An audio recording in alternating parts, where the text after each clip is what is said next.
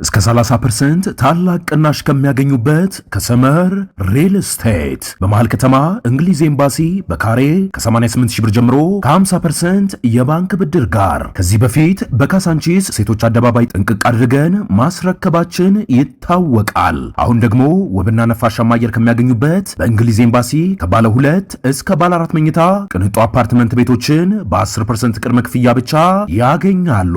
5 ሰፋፊ ሊፍቶች ከዘመናዊ ኤሌክትሪክ ቻርጅ ጋር ዘመናዊ የመዋኛ ገንዳ፣ ጂምና ስፓ፣ አውቶማቲክ ጄኔሬተር፣ የከርሰ ምድር ውሃ፣ የደህንነት መጠባበቂያ፣ ሲሲቲቪ ካሜራ ከሰፊ አዳራሽና ቴራስ ጋር በአንድ የያዘ። በተጨማሪ ይህን ቪዲዮ አይተው ቀድሞ ለሚመጡ 15 ደንበኞች እስከ 30% ልዩ ቅናሽ ያገኛሉ። ለበለጠ መረጃ ከታች ባለው ስልክ ይደውሉ።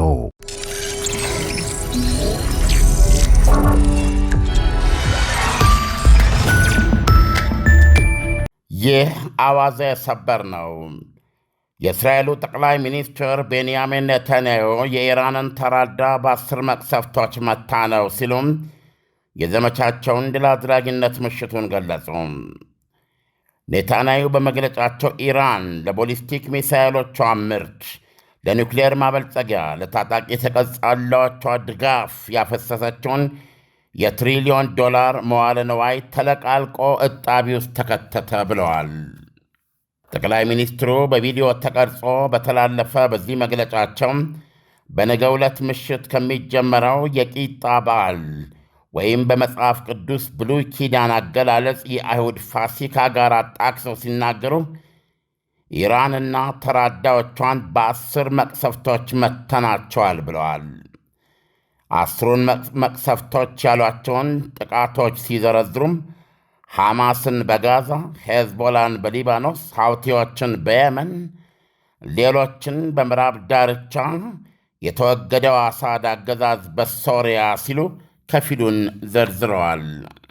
ቀሪዎቹ 5ቱን መቅሰፍቶች ደግሞ ኢራን ላይ ያረፉ ናቸው። እሳቸው እንደሚሉት የኒውክሌር ፕሮግራሟ፣ ቦሊስቲክ ሚሳይሏ፣ መሠረተ ልማቷ፣ የሀገር ውስጥ ደህንነት ፖሊስና ከፍተኛ መሪዎቿ ብለዋል። ኔታንያሁ ምናልባት ፕሬዚደንት ዶናልድ ትራምፕ ጦርነቱን ከወዲሁ ሊያቆሙት ቢፈልጉ እንኳ አብሮ ለመራመድ ጨብጨዋለሁ የሚሉትን ድል ያስገነዘቡበት መግለጫ ነው። አሁን የኢራን ስትራቴጂ ወደ ራሷ ዞሯል። እስራኤልን ለማነቅ ፈለገች። አሁን ግን በገሃድ እስራኤል እያነቀቻት ነው ብለዋል። አገዛዙ አሎ ኔታንያሁ ከመቼውም ጊዜ በላይ ደክሟል፣ እስራኤል ደግሞ ከመቼውም ጊዜ በላይ ፈርጥማለች ይላሉ። በኢራን ላይ የተጎናጸፈችው የአንጸባራቂ ድልም አዲስ አጋር እንዳስገኘላት ገልጸዋል። ስሙን ለመጥቀስ አልፈልጉም። የአሜሪካው ፕሬዝደንት ዶናልድ ትራምፕ ደግሞ እንግሊዝና ሌሎች አገራትን ሂዱና የራሳችሁን ነዳጅ ከሆርሙዝ ሰርጥ ቅዱ ሲሉ በቁጣ ገለጹ።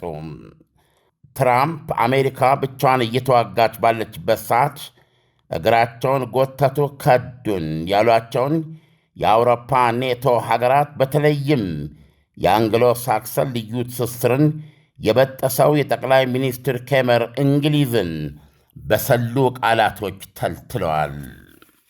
ለራሳችሁ መዋጋት ምን እንደሆነ ተማሩ። አሜሪካ እናንተን ለመጠበቅ ከዚህ በኋላ አበሳዋን አታይም። ልክ እናንተ በአሜሪካ ክፉ ቀን ምላሻችሁ እንደሆናችሁት ብለዋል። ትሩዝ በተሰኘ ማኅበራዊ ገጻቸው መከላከያ ሚኒስትር ፔት ሄግሴት በበኩላቸው ከፔንታጎን በሰጡት መግለጫ መጪዎቹ ቀናት ወሳኝ ናቸው ብለዋል። አሜሪካ በቦምብ ነው የምትደራደረው ሲሉም አክለዋል። በውጊያው መስክ ደግሞ ኢራን ካሏት ግዙፍ የመድኃኒት ማምረቻዎቿ አንዱ የሆነው ሙሉ በሙሉ መውደሙን አስታውቃለች። ኩባንያ ቶፊቅ ዳሩ የምርምርና የምህንድስና ኩባንያ መሆኑ ታውቋል። እስራኤል ናት ያወደመችው ብላለች ኢራን። አይዴፍ እያጣራው ነው ብለዋል።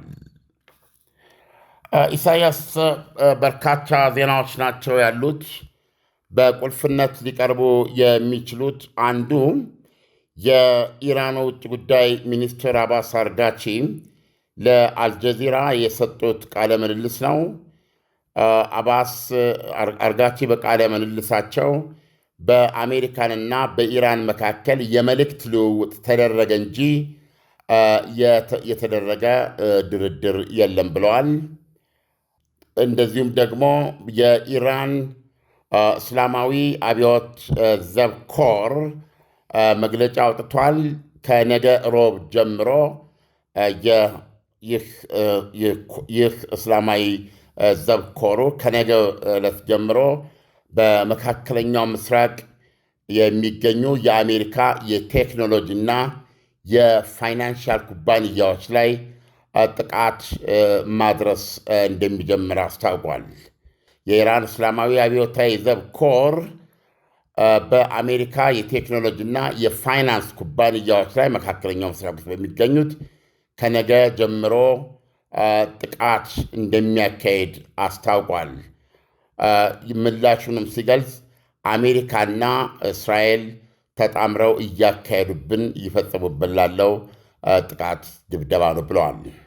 የአሜሪካው ውጭ ጉዳይ ሚኒስትር ማርኮ ሩቢዮ እሳቸውም እንዲሁ ለአልጀዚራ እንደገለጹት ፕሬዚደንት ዶናልድ ትራምፕ ከሆነማ ዲፕሎማሲን ይመርጣሉ ብለዋል።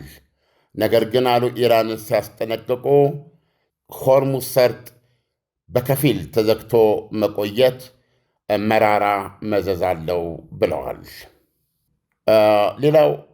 ሌላው አሳሳቢ ነገር የተባበሩት መንግስታትም ጣልቃ በመግባት ድምፁን ያሰማበትና ከኢራኖች ጋር እንደሚነጋገርበት የገለጸ ጉዳይ ብዙዎቻችን በዚህ በሆርሙዝ ሰርጥ በኩል ለዓለም ኢኮኖሚ ደም ስር የሆነው የነዳጅ ዘይትና የተፈጥሮ ጋዝ ትልልፍን በተመለከተ ነው እየተናገርን ያለ ነው። ዓለምን በዚህ ሁኔታ ነው የኢኮኖሚ ቀውስ ውስጥ እየገባች ያለችው። ከዚህ ያልተናነሰ ምናልባትም የባሰው ደግሞ ኢሳያስ ራሽያ የሰጠችው ማስጠንቀቂያ ነው። የተባበሩት መንግስታትም ከራሽያ ቀድሞ የሰጠው እግዚኦ ያለበት ጉዳይ ነው። ይኸው ምንድን ነው? የማዳበሪያ ነው። ኢሳያስ ማዳበሪያ ነው። ይህ ማዳበሪያ አሁን ወቅቱ ነው። ኢሳያስ በዚህ ሰዓት እህል ካልተዘራ ብዙ ሀገራት ወደ ረሃብ ነው የሚገቡት። ስለዚህ ይህ የማዳበሪያ ደግሞ የሚተላለፈው በዚሁ በሆርሙዝ ሰርጥ ነው። በዋነኛነት የማዳበሪያ ወደ ውጭ ላኪ ሀገር ራሽያ ናት። ስለዚህ ራሽያ ነች ይህን ያስጠነቀቀችው እና የራሽያ የብሔራዊ ደህንነት ምክር ቤት ምንድን ያለው ወደ ዓለም የምትልከውን የማዳበሪያ ምርቷን በግማሽ ቀንሶታል ብሏል። የሆርሙዝ ሰርጥ መዘጋት ይሄ ቀጥታ ከጉሮሮችን ጋር የሚገናኝ ነው ኢሳያስ። እና ይሄ ትልቁ የዓለም ላይ የረሃብ ቀውስ ሊያመጣ የሚችል ችግር ነው። የራሽያ ምክትል የዚህ የብሔራዊ ደህንነት ምክር ቤቱ ምክትል ጸሐፊ አሌክዛንደር ቬንዲክቶቭ ሲናገሩ ምንድን ያሉት? የራሽያ የብሔራዊ ደህንነት ምክር ቤት ምክትል ጸሐፊ አሌክዛንደር ቬንዲክቶቭ ሲናገሩ ይህ የማዳበሪያ ስርጭት መስተጓጎል በኤሽያ የሚዘሩበት ወቅት ነው። እሱን በከፍተኛ ደረጃ ሊያጨናግፍ ይችላል። ለአውሮፓ ደግሞ የነዳጅ ዘይት አቅርቦትን እንደገና ደግሞ የኤሽያም ራሱ ከ40% በታች ሆኗል የሚያገኙት የነዳጅ አቅርቦት ነው ያሉት እና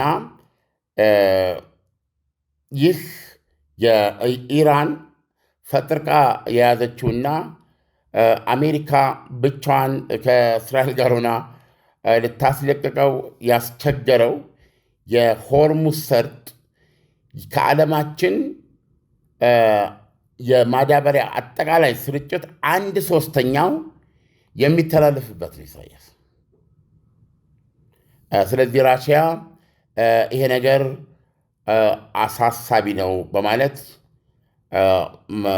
ብሶቷን አሰምታለች። የተባበሩት መንግስታት የንግድ አካል እሱም በበኩሉ እንደ ሱዳን ያሉ ሀገሮች በተለይ የከፋ የምግብ እጥረት ሊያጋጥማቸው እንደሚችል በዚህ ላይ ተናግረዋል። እነዚህ ናቸው በዛሬው ዕለት የተመለከትናቸው። የኢራኑ አባስ አርጋቺ ሀገራቸው ጀስት ተኩስ አቁም ብቻ እንደማትፈልግና በአጠቃላይ ከኢራን ጋር ላለው ችግር አጠቃላይ መፍትሄ ብቻ እንደምትፈልግ ሀገራቸውን ገልጸዋል። ከአሜሪካው ልዩ ልዑክ ስቲቭ ዊትኮፍ ጋር እንደሚገናኙ በመልእክት እንደሚገናኙ ገልጸዋል። በተጨማሪ ደግሞ ይህም እንደ ጥሩ ነገር ነው ሊታይ የሚችለው። በዚህ በፓኪስታን በኩል የተደረገውን ንግግራቸውን በተመለከተ ሲናገሩ በሴኩሪቲ ጉዳይ በዚህ በደህንነት ጉዳዮች ብቻ ነው የተነጋገርነው እንጂ ያደረግነው ድርድር የለም ብለዋል።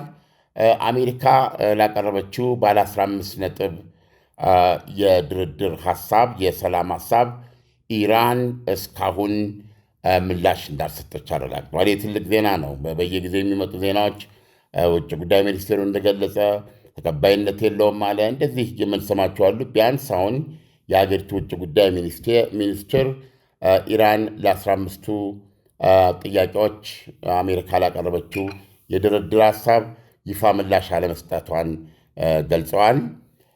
በተጨማሪ የኢራኑ ፕሬዚደንት ማሱድ ፔዜሽኪያን ደግሞ ሀገራቸው በመካሄድ ላይ ከእስራኤልና ከአሜሪካ ጋር በመካሄድ ላይ ያለውን ጦርነት ለማቆም ነሰሰሪ ዊል አላት፣ አስፈላጊው ፍላጎት አላት።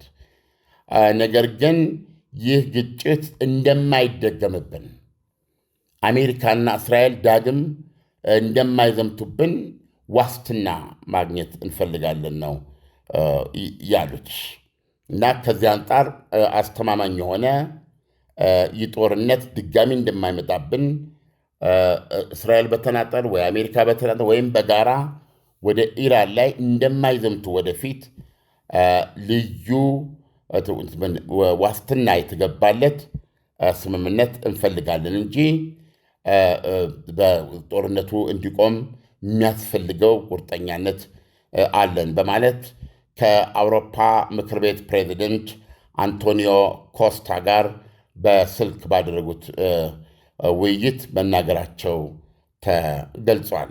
በዚህ አጋጣሚም የኢራንን ቁልፍ ጥያቄዎች ደግመዋል ይላል ኢሳያስ። እነዚህ እንግዲህ የፔዜሽኪያን ፕሬዚደንቱ የኢራንን ቁልፍ ጉዳዮች ደግመዋል ይላል። ከዚህ በፊት ደጋግመን ገልጸነዋል። እነዚህ ጥያቄዎች አንደኛ የካሳ ትፈልጋለች ለተካሄደባት ጦርነት። ሁለተኛ ህጋዊ መብቶቿ እውቅና ይሰጣቸው የሚል ነው። ህጋዊ መብቶቿ የሚባሉት እንግዲህ የተጋትሮ ተራዳ ሚሳኤሉ እና ኒውክሊየርን በሀገሯ የማበልጸግ መብቷ ስኖት ኒውክሊየር ፒዮን እነዚህ ሶስቱ እንደተጠበቁ ናቸው እና አሁን ለተከፈተው ጦርነት ካሳና ከዚህ በኋላ እስራኤልና አሜሪካ ኢራንን ዳግም ጥቃት እንደማይፈጽሙ ዋስትና የሚሉት ናቸው ኢሳያስ። ስለዚህ እነዚህን ደግመዋልና ስታይ የድርድር መፍትሄ ይገኛል ብሎ ለማሰብ በበኩሌ እጅግ በጣም አስቸጋሪ ነው የሚመስለኝ ኢሳያስ። ዓለም እንግዲህ በትንታኔህ መግቢያ ላይ የእስራኤል ጠቅላይ ሚኒስትር ቤንጃሚን ኔትንያሁ የተጋትሮ ተራዳው ላይ በቂ ጥቃት እንደፈጸሙ አስቀምጠዋልና ውጤታማንን ብለዋል። እስካሁን በተደረገው አጠቃላይ ጦርነት ሂደት ውስጥ የተገኘውን ውጤት ነው ወይስ አሁን በቅርቡ ዛሬ ወይም ትላንትና ያስመዘገቡት የተለየ ውጤት? እስከ 30% ታላቅ ቅናሽ ከሚያገኙበት ከሰመር ሪል ስቴት በመሃል ከተማ እንግሊዝ ኤምባሲ በካሬ ከ88,000 ብር ጀምሮ ከ50% የባንክ ብድር ጋር ከዚህ በፊት በካሳንቺስ ሴቶች አደባባይ ጥንቅቅ አድርገን ማስረከባችን ይታወቃል። አሁን ደግሞ ውብና ነፋሻማ አየር ከሚያገኙበት በእንግሊዝ ኤምባሲ ከባለ 2 እስከ ባለ 4 መኝታ ቅንጡ አፓርትመንት ቤቶችን በ10% ቅድመ ክፍያ ብቻ ያገኛሉ። 5 ሰፋፊ ሊፍቶች ከዘመናዊ የኤሌክትሪክ ቻርጅ ጋር፣ ዘመናዊ የመዋኛ ገንዳ፣ ጂምና ስፓ፣ አውቶማቲክ ጄኔሬተር፣ የከርሰ ምድር ውሃ፣ የደህንነት መጠባበቂያ፣ ሲሲቲቪ ካሜራ ከሰፊ አዳራሽና ቴራስ ጋር በአንድ የያዘ። በተጨማሪ ይህን ቪዲዮ አይቶ ቀድሞ ለሚመጡ 15 ደንበኞች እስከ 30% ልዩ ቅናሽ ያገኛሉ። ለበለጠ መረጃ ከታች ባለው ስልክ ይደውሉ። የተገኘውን አጠቃላይ ውጤት ነው በዚህ ጦርነት በሊስት ዘርዝረን ካወጣናቸው ዋና ዋናዎቹ በከፍተኛ ደረጃ የሚሳኤል የማምረት የመተኮስ አቅማቸውን አዳክመናል ብለው ነው የሚያምኑት። የኒውክሊየር ተቋሞቻቸውን ያው በአጠቃላይ ኒውክሊየር ፕሮግራም የሚባለውን በከፍተኛ ደረጃ መተነዋል። እንደዚህ አይነት የተጋትሮ ተራዳውን በተመለከተ በአጠቃላይ የሚሉ ከዚህ በኋላ ኢራን እና ሄዝቦላ የተራዳ ኃይሉ ሚሳኤል ሊተኩሱ ወይም ሰው አልባ ሊተኩሱ ይችላሉ። ያ ፈጽሞ የህልውና ስጋታችን አይደለም ነው ያሉት። ማለት ቶታሊ ባዶ ባይሆንም ኢራን አሁን እንደምትተኩሰው ሚሳኤል ልትተኩስ ትችላለች፣ ሰው አልባ ልትተኩስ ትችላለች። ማነው ሄዝቦላም እንደዚሁ ሀብቲ እነዚህ ይህንን ከዚህ በኋላ እንደ ህልውና ስጋት የምንቆጥረው አይደለም። አሁን አብዛኛውን ወታደራዊ መሰረተ ልማቷን በሚገባ ድብድበናል ብለው ነው የሚያስቡት። የሚቀሩን ጥቂት ይኖራሉ። እነሱን ካደረግን በኋላ ጦርነቱ እስካልቆመ ድረስ ባለው ጊዜ ደግሞ የሲቪል ኢንዱስትሪዎችን እነዚህን አጠቃላይ የኢራንን ብዙ አስርተ ዓመታት ወደኋላ የሚጎትት ጥቃት እናደርጋለን የሚል ነው ከዚህ በፊት በመከላከያ ሚኒስቴሩ የነበረው አቋም። ስለዚህም ጠቅላይ ሚኒስትሩ አሁን እየተናገሩ ያሉት ይህንን ነው። በ10 መቅሰፍቶች መተናቸዋል ሲባል ያው ካለው የታሪክ ጋር አያይዘው ከህልውና ስጋታችን ተገላግለናል። እንግዲህ ኔታንያሁ ኢራንን በእጅጉ የሚፈሯት የሚሰጓት የእስራኤል የህልውና ስጋት ልትሆን የምትችል አገር መሆኗን መናገር የጀመሩት ከዛሬ 30 ዓመት በፊት ነው እና ይሄ ደግሞ በአሪየል ሻሮን የስልጣን ዘመን የገንዘብ ሚኒስትር በነበሩበት ጊዜ ማለት ነው። በዛን ጊዜ ነው የእስራኤልን ኢኮኖሚ ከሶሻሊስታዊ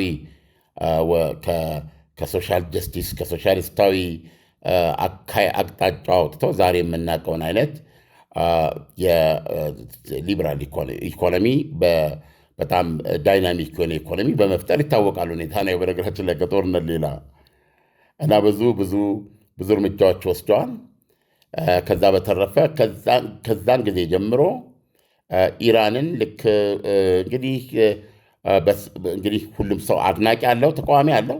የእሳቸው አድናቂዎች የእንግሊዙ ዊንስተን ቸርችል በናዚ ጉዳይ ከ1930ዎቹ ጀምሮ በእጅጉ የሚናገሩ ሰው ነበሩ ነው የሚሉት እና ያንን የናዚን ስጋት እንደሚመጣ አስቀድመው ለማየት የቻሉ ሰው ነበሩ ነው የሚሉት ዊንስተን ቸርችል እና የዛሬዋን ኢራን ለማየት የቻሉ ሰው ነበሩ።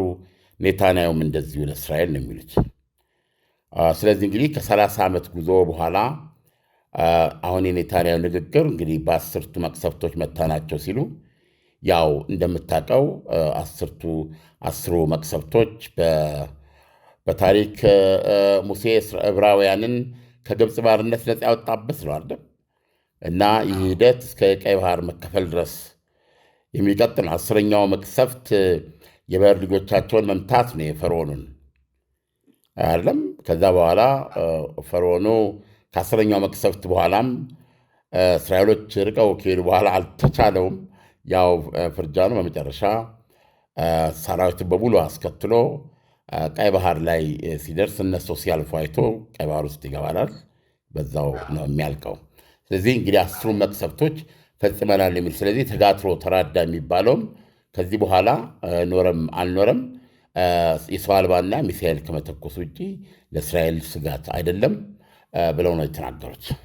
ዓለም ኢራን ድርድር ብሎ ነገር የለም የሚል ቃል በጣም በተደጋጋሚ ሲያወሩ ነበርና በዛሬው የዜና ትንታኔ ግን ለመደራደር ፈቃደኝነታቸውን ገልጸዋል፣ ፕሬዚዳንቱም ጭምር ማለት ነው። እና ይሄ እንደ አንድ መልካም አጋጣሚ አይታይም ወይ? በሌላ መልኩ ደግሞ ያስቀመጧቸው የመደራደሪያ ሐሳቦች ከመጀመሪያው ጊዜ ጀምሮ የነበሩ በመሆናቸው ድርድሩን ደግሞ መልሶ ከላ ያለብሰውም ወይ?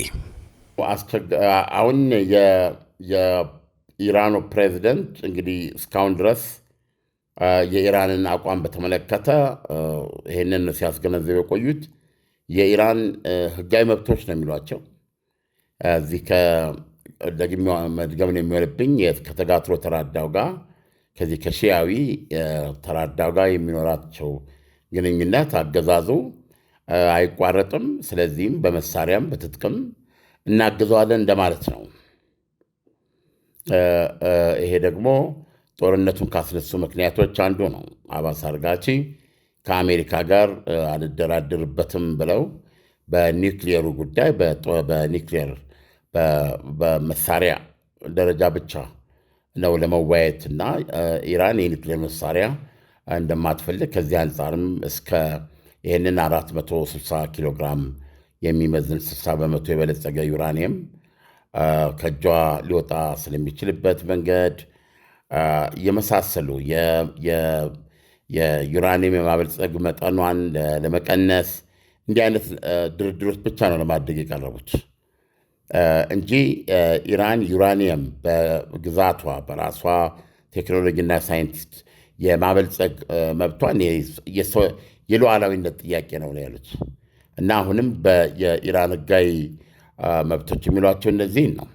ስለዚህ የዶናልድ ትራምፕ ጥያቄ ወይም በዛ በኩል የእስራኤልም ነው ኢራን ምንም አይነት የኒውክሌር ፕሮግራም ሊኖራት አይገባም። ምንም ኒውክሌር አታበለጽግም። መዋቅሩን በሙሉ ያው ፈራርሷል፣ መልሳ አትገነባም ነው። እነሱ ለዚህ ያላቸው ምላሽ ያው እንደሰማው ተቃራኒው ነው። ሚሳኤሉንም በተመለከተ በአሜሪካ በኩል የቀረበው አንደኛ የሚሳኤሉ የርቀት ቴክኖሎጂው ርቀቱ መቀነሳል። ብዙ ጊዜ የሚጠቀሰው ከ1200 ኪሎ ሜትር በታች እንዲሆን ነው። በሌላ ራቅ ባሉ ሀገሮች ላይ ስጋት መፍጠር እንዳትችል ራሷን ከመከላከል ባለፈ፣ ሁለተኛ የብዛቱ መጠን እነዚህ በስምምነቱ መወሰን አለባቸው፣ ገደብ ይጣላል የሚል ነው። ይህን በተመለከተም ሚሳኤል ባይኖር ኖሮ ምን ይውጠን ነበር ነው ያሉት። ባለፈው ጁላይ በሰኔ ወር በተደረገው ፍልሚያ ያን ጊዜ ሚሳኤል አልኖረም ቢሆን ኖሮ መጨረሻችን ምን ይሆን ነበር የሚለው አቋማቸውን አሁንም በማጠናከር ኢራን የሚሳኤል ምርቷ ብዛትም ሆነ ጥራት በውጭ ኃይል አይወሰንም፣ አይገደብም የሚል አቋም ነው ያላቸው። ስለዚህ ሶስቱም ፖይንት ላይ ከዚህ ሁሉ ጦርነት በኋላ የመስማማት ነገር ያለ አይመስለኝም በግልጽ እንደሚታየው እና ዛሬም አባስ አርጋቺ የተናገሩት በሁለታችን መካከል የሚደረግ ድርድር የለም። የሀሳብ ልውጦች ግን በፓኪስታን በኩል በተለይ ሴኩሪቲን በተመለከተ ይሄ ነው ያለው። እኛ አሁን ተኩስ ለማቆም አይደለም መደራደር የምፈልገው፣ ጦርነቱ በአጠቃላይ እንዲቆም ነው። ይሄ ጦርነት በአጠቃላይ የሚቆመው ቅድም ያልኩን ጨምሮ ካሳን ጨምሮ እንደገና እስራኤልና አሜሪካ ፕሮባብሊ ድንጋይ ነክሰው በጥርሳቸው እና ይህንን በታዛቢ እንግዲህ የተባበሩት መንግስታት ድርጅት ሊሆን ይችላል ዋስትና በተገባለን መንገድ ከዚህ በኋላ በምንም ምክንያት ኢራንን እንደማይወሩ ዋስትና መስጠት የሚሉ ይገኙባቸዋል። እንደዚሁም ሆርሙዝ ሰርጥ ከዚህ በኋላ በኢራን ሉዓላዊነት ስር ነው። የዛች የአርጃኖ ስዊስ ካናል እንደሆነ ሁሉ ሆርሙዝ ሰርጥ የኢራን የግዛት አካል ይሆናል። ሀገሮች እንግዲህ እስካሁን አልሰማነውም፣ ተመኖቷል። በየቀኑ እስከ 120 መርከቦች የሚተላለፉበት እስከ 140 የሚደርሱ የሚተላለፉበት በወር ከ3000 በላይ የነዳጅ ጫኝነት ላይ መርከቦች የሚተላለፉበት ነው። እነዚህ በሙሉ በዛ የሚያልፉ ለኢራን ተመን ይወጣል። በዛ መሰረት ይከፍላሉ ማለት ነው። በቢሊዮን ዶላሮች የሚቆጠር የምታገኝበት ይሆናል። ኢራን የሚገርም የፓርላማ ኮሚቴ ቀርቦ የጸደቀ መሆኑን የእስላማዊ አብዮታዊ ዘብ ኮሩ ነግሮናል። አስደናቂው ነገር እንደዛም ሆኖ ስምምነት ተደርጎም ማለት ነው ባለው የኢራን እዚህ አሁን በፓርላማ ኮሚቴ የጸደቀው እስራኤልና ኢራን እስራኤልና አሜሪካ በሆርሙዝ ሰርጥ በኩል ትውር አይሉም የሚል ነው። አልፎ ተርፎም ከነሱ ጋር በመሆን በኢራን ላይ ማዕቀብ የጣሉ ሀገራት በሙሉ በሆርሙዝ ሰርጥ ከመተላለፍ ይታገዳሉ የሚል ነው። ኢሳያስ ዓለም እንግዲህ በአሁኑ የዜና ትንታኔ የአውሮፓ ህብረት በዚህ የእርቅ ሂደት ውስጥ የመሳተፍ አዝማሚያ ታይቶበታልና በሱ በኩል መምጣቱ አዲስ ነገር ነው ወይ? አዲስ ነገር ካልሆነ ደግሞ አዲስ ነገር አለ። የየራሳቸው ሙከራ ነው። ፓኪስታንና ቻይናም እንደዚሁ አድርገዋል። ይህንንም አሜሪካ እንደማትቃወመው ገልጻለች። ኢኒሽቲቮች ናቸው እነዚህ። ትልቁ ነገር ያለው በእነዚህ አሁን እኮ ሰማ ነው ፕሬዚደንቱ ተኩሱን ለማቆም አስፈላጊው ፍላጎት ወይም ጽናት አለን ብለዋል። ነገር ግን የሚደረገው ድርድር እነዚህን መብቶቻችንን ማወቅ አለበት የሚል ነው። ስለዚህ ከጦርነቱ መጀመር በፊት በኢራንና በአሜሪካ መካከል የነበረው የአቋም መራራቅ ከጦርነቱ በኋላ ጠቧላ የሆነ ጥያቄ በጭራሽ ምናልባትም የበለጠ በወርቅቋል። ትናንት ያልነበረ የሆርሙዝ ሰርጥ ጉዳይ በኢራን ግዛትነት ቀርበዋል እና የካሳ ጥያቄዎችንም በጣም ዲቴይል በሆነ መንገድ ኢራን ላይ የደረሰው እያንዳንዱ ጉዳት ታስቦ ነው ያሉት እና ይህን ስታይ አያስኬድም። ምናልባት በአደባባይ እንዲህ ብሎ መናገርና ሲገናኙ ደግሞ ወይም መጨረሻ ላይ መቼም የድርድር ጉዳይ ነው እንደዚህ ብለን እንጀምራለን የሚሉት ነገር ይኖራል። ለማንኛውም ካነሳሱ ግን ይህ ያለው አቋም ጦርነቱን ለማቆም እድል የሚሰጥ አይመስለኝም። ዓለም ለትንታኔው ከወዲሁ አመሰግናለሁ። መልካም አዳር ይሆንልህ። መልካም አዳር። እስከ 30% ታላቅ ቅናሽ ከሚያገኙበት ከሰመር ሪል ስቴት በመሃል ከተማ እንግሊዝ ኤምባሲ በካሬ ከ88 ሺህ ብር ጀምሮ ከ50% የባንክ ብድር ጋር ከዚህ በፊት በካሳንቺስ ሴቶች አደባባይ ጥንቅቅ አድርገን ማስረከባችን ይታወቃል። አሁን ደግሞ ውብና ነፋሻማ አየር ከሚያገኙበት በእንግሊዝ ኤምባሲ ከባለ 2 እስከ ባለ 4 መኝታ ቅንጡ አፓርትመንት ቤቶችን በ10% ቅድመ ክፍያ ብቻ ያገኛሉ። 5 ሰፋፊ ሊፍቶች ከዘመናዊ የኤሌክትሪክ ቻርጅ ጋር፣ ዘመናዊ የመዋኛ ገንዳ፣ ጂምና ስፓ፣ አውቶማቲክ ጄኔሬተር፣ የከርሰ ምድር ውሃ፣ የደህንነት መጠባበቂያ፣ ሲሲቲቪ ካሜራ ከሰፊ አዳራሽና ቴራስ ጋር በአንድ የያዘ። በተጨማሪ ይህን ቪዲዮ አይተው ቀድሞ ለሚመጡ 15 ደንበኞች እስከ 30% ልዩ ቅናሽ ያገኛሉ። ለበለጠ መረጃ ከታች ባለው ስልክ ይደውሉ። አገልግሎቷን በአዋዜ ላይ ያስተዋውቁ። ለጥራች እንታመናለን። በስልክ ቁጥሮቻችን ይደውሉልን። አዋዜ ዓለምነህ ዋሴ ዜና። ምርትና አገልግሎቷን በአዋዜ ላይ ያስተዋውቁ።